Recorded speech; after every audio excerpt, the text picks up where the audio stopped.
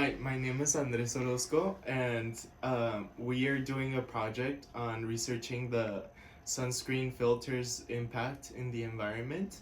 My uh, my partner is Fernanda Molina, and today I'm here interviewing Dr. Sharifan, an assistant teacher here in the Department of Chemistry, and we're gonna be interviewing him today about his opinions on sunscreen. So how do you feel about sunscreen, and do you wear it on a regular basis? Sunscreen, first time when I came into my mind, doing research on it because I published 3 articles on it. It was in Germany when my professor told me about the issue coming up with sunscreens, and I was doing some literature review. Later on, when I came to US, I could publish 3 more articles. I worked more on it.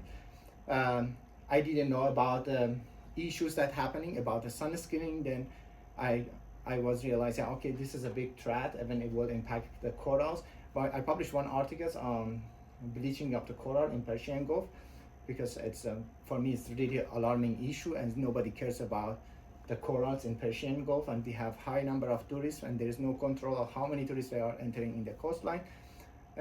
So I feel like it has a big issue because many people are fan of the sunscreen and this cosmetics, and the rate of sales is too much, and every year the tons of sunscreen goes to the sea and will impact different biota. So having this knowledge, do you yourself have used sunscreen frequently? Um, Honestly, I'm not really fan of cream and cosmetic and sunscreens. Rarely I use even regular cream. Even if I go to the beach, rarely I use sunscreen. Often I get burned and my neck will hurt me, and I regret why I didn't use it. But still, I'm not fan of it. Or maybe I forget to buy. Sometimes I go with my clothes when it's very hot and sunny, but I don't use it. Not only because of the environment, because I don't really believe these things will help me, or I feel comfortable having those creams on my body.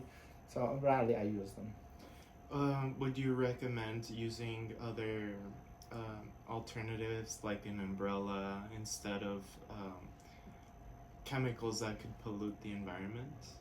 Different approach or different time that you go to the beach matters a lot. Also, people also smart. They don't go really in sunny way when they go. Sometimes early morning or in the afternoon when there is not much sun.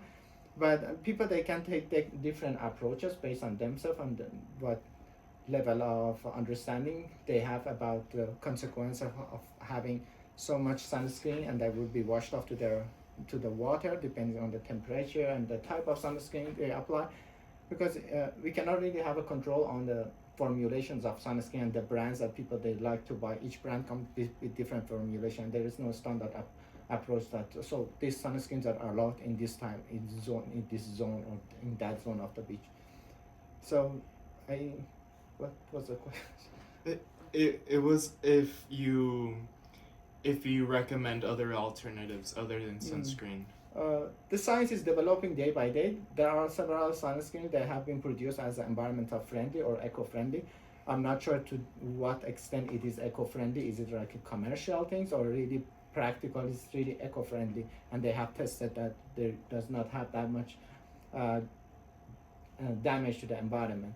If it's really proved by certain company like EPA, so maybe it's a reliable compound or chemical to use. So do you believe there is a reliable way to develop a sunscreen that is not hurtful or can really be considered eco-friendly? Um, because as sunscreens they might be organic or inorganic. So inorganic they use a variety of nanoparticles, including zinc oxide or cerium oxide nanoparticles.